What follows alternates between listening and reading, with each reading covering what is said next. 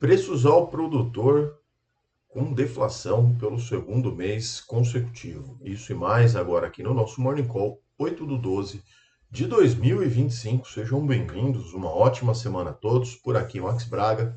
Bora lá diretamente aos dados, então, aos números aqui da economia. Como referi, o IPP, então, o índice de preços, não produtos, o índice de preços ao produtor caiu 0,48% agora em outubro, acompanhado então ao segundo mês de deflação nesse índice, e isso realmente, né, indica ali uma composição mais benigna para os preços ao produtor. E evidentemente, analisamos sempre, acompanhamos sempre esses números, porque eles norteiam a política monetária dos bancos centrais, né, em relação ao corte ou não em taxa de juros e etc. Então, esse é o dado, tá? A agenda ganha força também no Brasil na quarta-feira.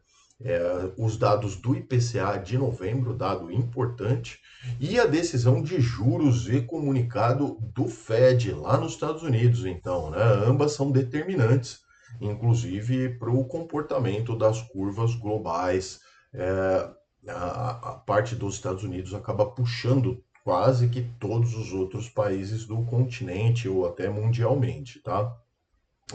Bom, no mesmo dia, então, na quarta-feira, temos a tal da super quarta, é a decisão de taxa Selic aqui no Brasil, que atualmente está em 15%, e até agora aposta-se, então, que aqui no Brasil tenhamos uma manutenção da taxa Selic. Mas com os dados que surgiram é, nesses últimos períodos, não seria uma enorme surpresa uma pequena redução do 0,25, embora eu, particularmente, não acredite nisso. Né? Vamos ver como que isso vai ser. Também tem o foco que sobre venda no varejo no Brasil. Esse também é um foco de dado que vai trazer ali, vai nortear ali a política monetária, enquanto a semana encerra também com dados de inflação na Europa, enfim, desempenho do setor de serviços no Brasil também, dado importante.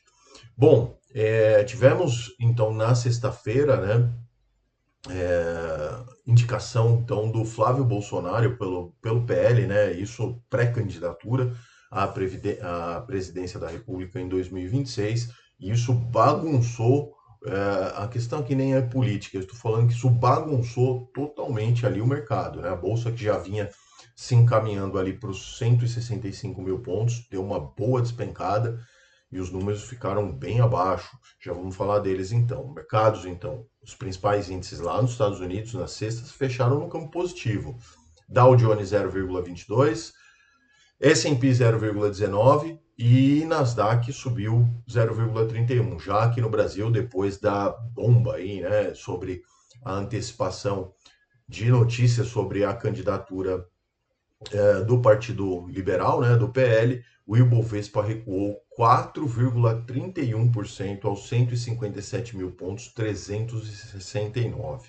Os destaques de alta então ficaram com o VEG, subiu 2,64, Suzano também subiu 1,94 e os destaques de queda ficaram com o Yields, que caiu 10,84 e Asas caiu 9,96, tá?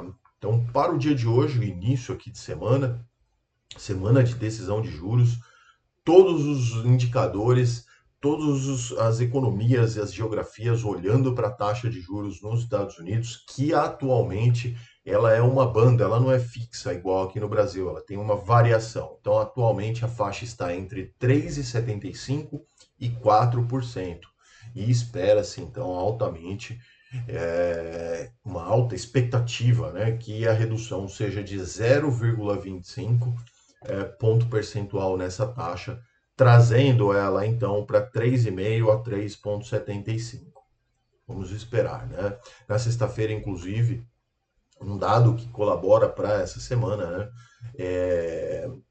Teve com um atraso os dados do PCE de setembro, que tinham ficado parados lá no fechamento do governo americano, e isso ajuda, né? Ele veio abaixo das expectativas dos economistas, e isso ajuda, então, a compor os dados para a decisão de juros, tá? Por hoje, então, os mercados nos Estados Unidos operam em alta nesse momento, Dow Jones Futuro 0,02, quase no 0 a 0, S&P 500 0,13 e a Nasdaq Futuro 0,20%. Os mercados na Ásia e no Pacífico fecharam de maneira mais mistas, os operadores lá, os investidores digerem então os dados comerciais da China, que as exportações cresceram 5,9% em novembro, e, e isso também se supera bastante ali a previsão de crescimento, que era de 3,8% por economistas, né, consultados ali por revistas, etc. Claro que os dados da China são dificilmente verificáveis. Bom, Xangai então fechou 0,54, Japão 0,18, Hong Kong 0,97 negativo, Índia também negativo 1,23 e Austrália 0,12 também negativo. As duas primeiras, China e Japão, no campo positivo, certo? Na Europa, os mercados operam hoje sem uma direção única. Todo mundo atento nessa semana, ainda mais na decisão de juros dos Estados Unidos, e o Banco Nacional Suíço, então, divulgará sua atualização de política monetária na quinta-feira. Na semana seguinte também são previstas as decisões de taxa de juros, tanto do Banco da Inglaterra quanto do Banco Central Europeu, mas não há consenso de mercado sobre possível corte de taxa de juros, pelo menos para o Banco da Inglaterra, e no caso do Banco Central Europeu, a expectativa também é que os juros permaneçam inalterados, tá? Stock 600, então, lá na Europa, 0,05 negativo, Alemanha, o DAX, 0,14 nesse momento, Reino Unido, 0,06 positivos, os dois. O CAC na França cai um pouquinho, 0,23, e na Itália, também perto da estabilidade, 0,07 no campo positivo, tá bom? Para chegar aqui aos preços das commodities, o petróleo, então, opera em alta, leve alta, investidores monitorando as compras de petróleo russo feitas pela Índia, e isso daí, rapaz, é uma novela, né? Essa questão do petróleo russo. As cotações do minério de ferro da China também fecharam, no caso, no vermelho, com a demanda da China, tá? Juntamente com o aumento de produção e de equipamentos, e também a falta de novas medidas ali adotadas pelo governo lá de Pequim. Então, os números são esses. Petróleo Brent, referência para a Petrobras, 0,30% de alta, 63 dólares e 94 centavos o barril. O minério de ferro negociado lá em Dalian caiu bastante no dia de ontem, 1,43.